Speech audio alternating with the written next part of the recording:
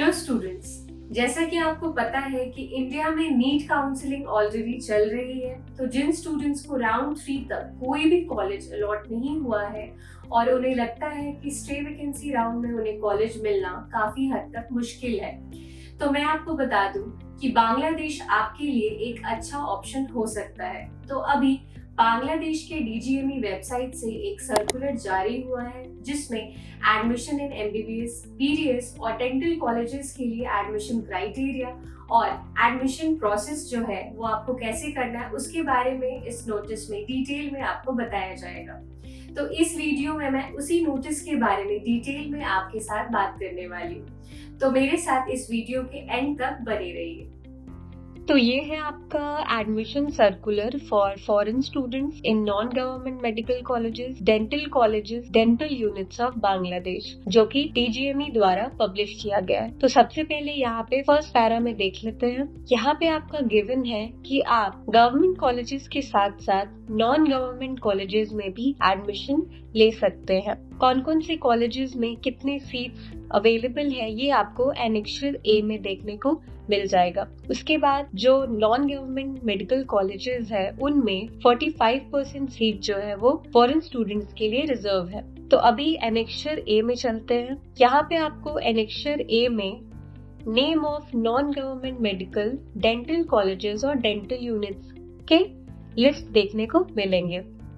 यहाँ पे आप देख सकते हैं name of college, total seat और ये कॉलेज कब स्टैब्लिश हुआ था ये यहाँ पे गिवन है। जैसे फर्स्ट में है बांग्लादेश मेडिकल कॉलेज जो कि धानमंडी ढाका में लोकेटेड है। इसमें आपको 120 सीट्स हैं और ये 1985 में स्टैब्लिश हुआ था। यहाँ पे सारे कॉलेजेस की लोकेशन भी अवेलेबल है। अगर आपके ध्यान में कोई पर्टिकुलर लोकेशन होगा जहाँ पे आप एडमिशन लेना चाहते हैं तो यहाँ पे आप कॉलेज के साथ साथ उसकी लोकेशन भी देख सकते हैं। उसके बाद आप यहाँ पे आ जाइए, कुछ 4 कॉलेजेस हैं, लास्ट के 4 कॉलेजेस 63, 64, 65, 66, यानी कि south Apollo medical college, Sania mission medical college, Fazlur Rahman medical college और barrister Rafiq ul Haq medical college. तो इन सारे कॉलेजेस में सिर्फ लोकल स्टूडेंट्स को ही एडमिशन लिया जाएगा। यहाँ पे फॉरेन स्टूडेंट्स जो है वो एडमिशन नहीं ले सकते हैं। उसके बाद admission of new students in MBBS course from the academic year 25-26 is suspended, यानी कि सेशन 25-26 में इन सारे कॉलेजेस यानी कि Vikrampur Poyas medical college and Manowara Sikdar medical college, इन सारे कॉलेजेस में 25-26 के लिए स्टूडेंट्स एडमिशन नहीं ले सकते हैं। लेकिन जो 25-26 के पहले से इन मेडिकल कॉलेजेस में पढ़ाई कर रहे हैं उनमें कोई भी इफेक्ट नहीं पड़ेगा।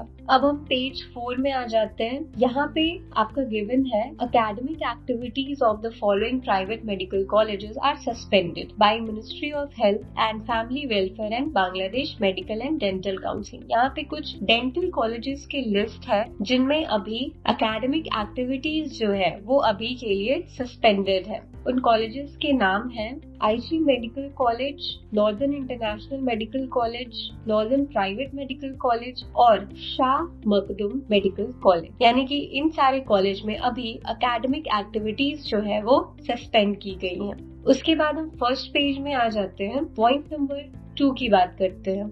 Criteria and procedure of application for foreign students are enclosed at Annexure B, यानी कि foreign students के लिए क्या क्राइटेरियाज है और प्रोसेस क्या है एप्लीकेशन के लिए। तो चलिए हम Annexure B में चलते हैं। Annexure B में आप सबसे पहले A नंबर देखते हैं। यहाँ पे एकेडमिक रिकॉर्ड क्या होने चाहिए। सबसे पहले मैं आपको बता दूं यहाँ पे कि यहाँ पे जो O लेवल ऑफ एग्जामिनेशन है ये 10th के लिए कंसिडर किया गया है और A लेवल एग्जामिनेशन जो है वो क्लास 12 के लिए किया गया है। तो सबसे पहले you must be pass in O level and A level, यानी कि आप क्लास 10th और 12th में पास होने चाहिए। उसके बाद आपके 12th में आपका साइंस बैकग्राउंड होना कंपलसरी है। उसके बाद क्लास 10th जो है वो आप 2022 के बाद आपने पास किया है तभी आप एलिजिबल होंगे।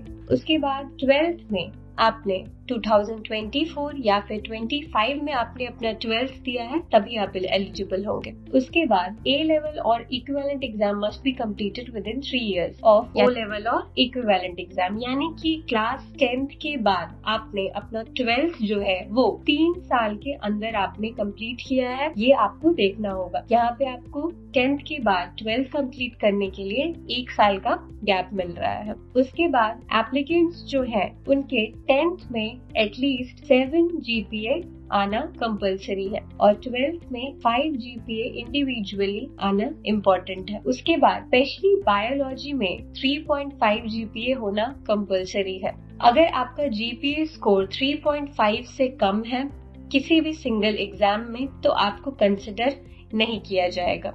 चलिए अब पॉइंट बी पे आ जाते हैं। क्लास 10th में आप GPA कैसे कैलकुलेट कर सकते हैं? आपके बेस्ट 5 सब्जेक्ट्स को कंसिडर करके आप अपना GPA जो है वो कैलकुलेट कर सकते हैं। उसके बाद क्लास 12th में आप अपना GPA कैलकुलेट कर सकते हैं 3 सब्जेक्ट्स यानी कि जो मेन सब्जेक्ट्स हैं फिजिक्स, केमिस्ट्री और बायोलॉजी को कंसिडर करके। उसके बाद डी पॉइंट पे आ जाते हैं। एप्लीकेशन फॉर्म जो है वो 11 नवंबर से लेके 15 जनवरी तक आपके चलेंगे। उसके बाद सारे सर्टिफिकेट्स जो है वो कॉम्पिटेंट अथॉरिटी से अटेस्टेड होने चाहिए। उसके बाद जो सक्सेसफुल एप्लीकेंट्स होंगे उनको सारे एकेडमिक सर्टिफिकेट, एडमिट कार्ड और मार्कशीट, सारे ओरिजिनल सर्टिफिकेट्स जो है वो एडमिशन के टाइम पे सबमिट करना होगा। उसके बाद ई पॉइंट में आ जाते हैं। जो भी ट्यूशन फीस के रिगार्डिंग जो भी इंफॉर्मेशन है, आपका जो पर्टिकुलर कॉलेज है जिसमें आप एडमिशन लेना चाहते हैं या लेने वाले हैं वहाँ से आपको जानकारी मिल जाएगी। उसके बाद एस में आ जाते हैं। सारे एप्लीकेंट जिन्होंने अपना एप्लीकेशन फॉर्म भरा है उनको 100 USD सबमिट करना होगा जो कि नॉन रिफंडेबल है। इसे आप या तो टेलीग्राफिक ट्रांसफर और स्विफ्ट कोड से कर सकते हैं। यहाँ पे 3 बैंक्स के नाम दिए हुए हैं और अकाउंट नंबर और स्विफ्ट कोड है। अगर आप टेलीग्राफिक ट्रांसफर करना चाहते हैं तो आप वो कर सकते हैं। अगर आप स्विफ्ट कोड के थ्रू करना चाहते हैं तो यहाँ पे कोड भी गिवन है। और सबसे इम्पोर्टेंट बात, सिर्फ ऑनलाइन एप्लीकेशन जो है उनको ही एक्सेप्ट किया जाएगा, ऑफलाइन एप्लीकेशन को एक्सेप्ट नहीं किया जाएगा। फर्स्ट पेज पे आ जाते हैं। पॉइंट नंबर 3, जो भी कैंडिडेट्स इंटरेस्टेड है वो अपना एप्लीकेशन फॉर्म जो है वो ऑनलाइन सबमिट कर सकते हैं नवंबर 11 से, यानी जो ऑलरेडी कल से शुरू हो चुका है। और वेबसाइट है आपका www.tgme.gov.bd। किसी भी हार्ड कॉपी ऑफ एप्लीकेशन को सबमिट नहीं किया जाएगा और ये आपका एप्लीकेशन प्रोसेस जो है वो 15 जनवरी 2026 तक चलेगा। उसके बाद पॉइंट नंबर 4, कैंडिडेट्स को अपना रीसेंट पासपोर्ट साइज फोटोग्राफ जो है वो सबमिट करना है। उसके बाद पासपोर्ट, ऑल एकेडमिक डॉक्यूमेंट्स जैसे कि क्लास 10th और 12th लेवल के सर्टिफिकेट। उसके बाद कॉपी ऑफ टेलीग्राफिक ट्रांसफर और स्विफ्ट मैसेज वो आपको सबमिट करना है। और इन सारे डॉक्यूमेंट्स को आपको एक स्पेसिफिक टेम्पलेट में सबमिट करना है जो कि ऑनलाइन होगा। सारे सबमिटेड एकेडमिक डॉक्यूमेंट्स को आपको अटेस्टेड करवाकर फिर आपको सबमिट करना होगा। उसके बाद जो डिटेल्ड इंफॉर्मेशन जो है, चाहे वो एप्लीकेशन प्रोसीजर से रिलेटेड हो या फिर डेडलाइन से रिलेटेड हो कि आप कब तक कर सकते हैं, वो आपको इन वेबसाइट्स पे मिल जाएगा। उसके बाद पॉइंट नंबर 7 में आ जाते हैं। सारे ओरिजिनल सर्टिफिकेट, मार्कशीट और रेलेवेंट डॉक्यूमेंट जो है वो आपको at the time of admission आपके कॉलेज के प्रिंसिपल ऑफिस में आपको सबमिट करना होगा। उसके बाद एडमिशन जो है वो कंटिन्यू रहेंगे respective medical college, dental units में 19 फरवरी तक। उसके बाद अगर आपको इस नोटिस के रिगार्डिंग कोई भी इंफॉर्मेशन चाहिए तो आप इन वेबसाइट्स को विजिट कर सकते हैं।